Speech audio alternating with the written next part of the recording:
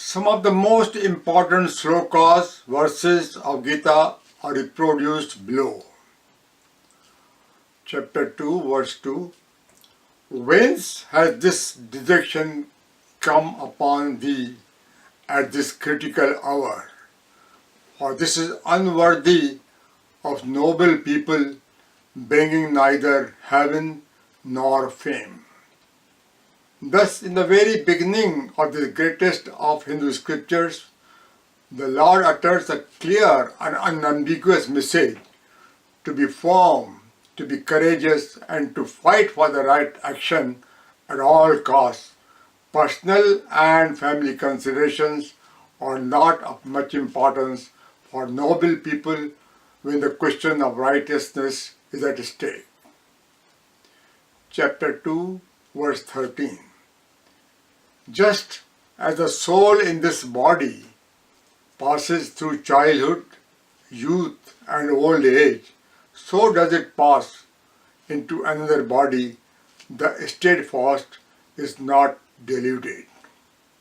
Hindu spirituality believes in the eternal nature of the soul. The physical body is considered but a tool with which the soul can perform through eons of birth cycles. Chapter 2, verse 47. Your right is to work only, but never to be attached to the fruits thereof. Let the fruit of action be not your objective, nor let your attachment be to inaction.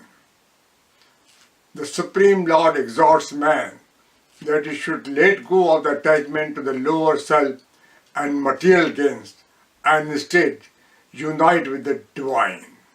Working vigorously for a spiritual duty without any selfish motive is regarded as the most worthy achievement in life.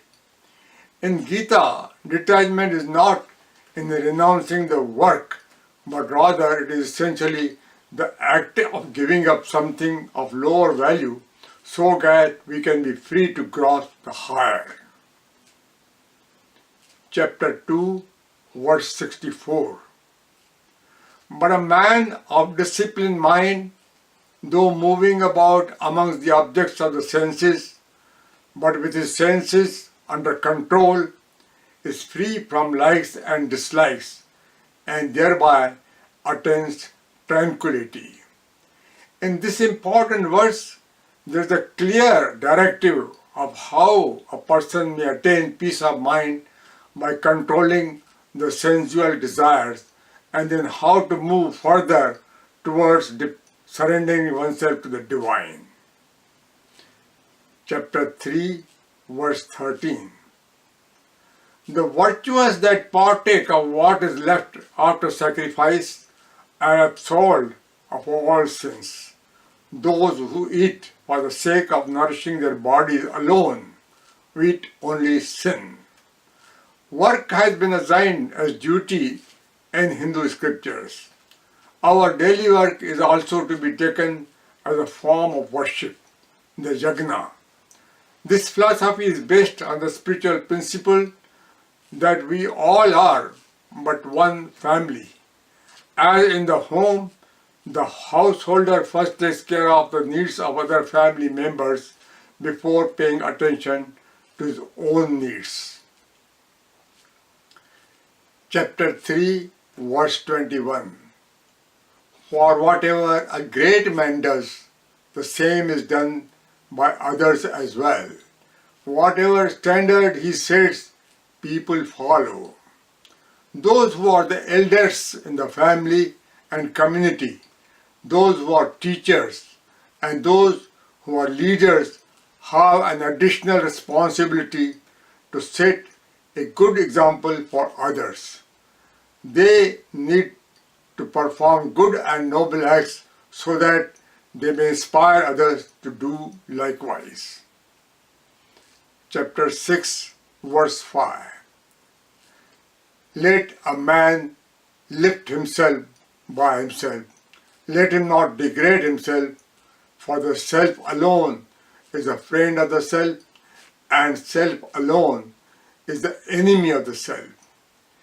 In the Bhagavad Gita, more than any other religious scripture, taking full responsibility for one's actions is explained. Man alone must meditate and exercise his free will to free himself from the lower sensual world to reach the higher spiritual life. Chapter 6, verses 11 to 15. Having set in a place for his firm seat, concentrating the mind and controlling the functions of mind and senses, he should practice yoga for self-purification. Let him firmly hold his body, head and neck erect and still, serene in mind and fearless, his mind brought under control and fixed in me. Ever contented, the yogi of subdued mind attains lasting peace consisting of supreme bliss. In these verses are given the complete instructions for performing meditation and yoga. It is through the meditation, dhyana and sadhana that one reaches the divine, abandoning the worldly thought. It is the immense recognition of the ancient Hindu sages that millions of people around the world sit and meditate precisely according to these instructions. Chapter 6, verses 45. But the yogi who strives with diligence, clean of all sins, perfecting himself through many lives, and then attains to the highest goal. Hindu philosophy believes in the continuity of the soul journey through eons of birth and death cycles until it becomes perfected after becoming free from all sins and evils. The body is used as a working place to purify the soul, to make it fit for the final ascent into the divine. Chapter 8, verse 10. At the time of death, with mind full of faith and devotion, meditating on me, he reaches the supreme divine. The Lord emphasized the importance of meditating on God at the time of death, thus starting the great tradition among Hindus to become more religious and spiritual in the latter part of their lives. Chapter 12, verse 13. He who has no ill will to say to any being, who is friendly and compassionate, free from egoism and attachment, even-minded in pain and pleasure, and forgiving. If we love God with all our heart, see Him in all beings, and do not worry about the rewards thereof, we shall assure peace and joy in our life. Chapter 16, verse 1 to 3. Fearlessness, purity of heart, steadfast in the divine knowledge, charity, self-restraint, sacrifice, study of the scriptures, austerity, honesty, and integrity. These are the divine virtues of the spiritual person. Non-violence, harmlessness, absence of anger, renunciation, equanimity, abstinence of malicious talk, compassion, freedom from greed, gentleness, modesty, absence of fickleness. Splendor, forgiveness, courage, cleanliness, purity, absence of animosity, freedom from vanity. These are all some more qualities of the person endowed with the divinity. Thus, Hindu philosophy offered a long list of moral and sinful values for mankind in these most precious verses of the Bhagavad Gita. The Bhagavad Gita has been held all around the world as the torch bearer of spiritual virtues. Chapter 18, verse 37. The happiness which may be like poison in the beginning and like nectar in the end, born of blissful knowledge of the self, that happiness is sattvic. The Lord again narrates the ancient Upanishad teaching. We may not be tempted by what appears sweet in the beginning, nor may we reject that which is bitter.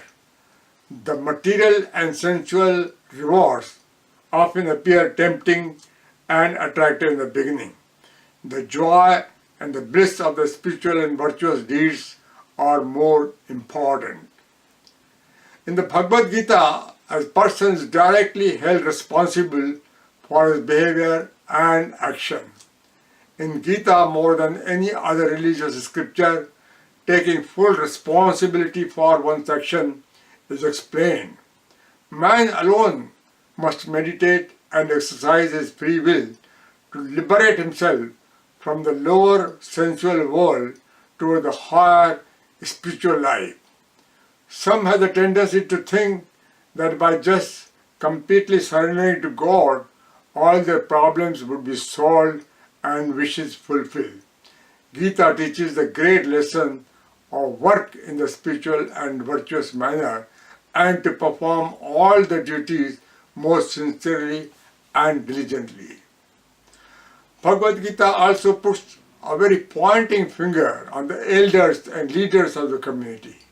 The elders need to be more careful and responsible in all their behavior. Gita lays down detailed instructions for performing meditation and yoga. It is through meditation, dhyana and sadhana that one teaches the divine. After successfully abandoning worldly thoughts, the Lord emphasized the importance of meditating on God at the time of death, thus starting the great tradition among Hindus to become more religious and spiritual in the latter part of their lives. Bhagavad Gita thus culminates the spiritual teachings of Vedas and Upanishads by expanding a more direct approach, presenting God in human form, Lord Krishna, to deliver the message in its most authoritative and convincing manner. Even so, God has also been presented in a new manner as a very close friend and well-wisher. God even drives the vehicle, the chariot of Arjuna, in the war front to demonstrate the most intimate and informal relationship between the being and the Creator. Arjuna remained most humble and obedient before Lord Krishna, recognizing Lord as the supreme power above anything. These innovative modifications and variations in Gita conform to the dynamic character of Hindu philosophy.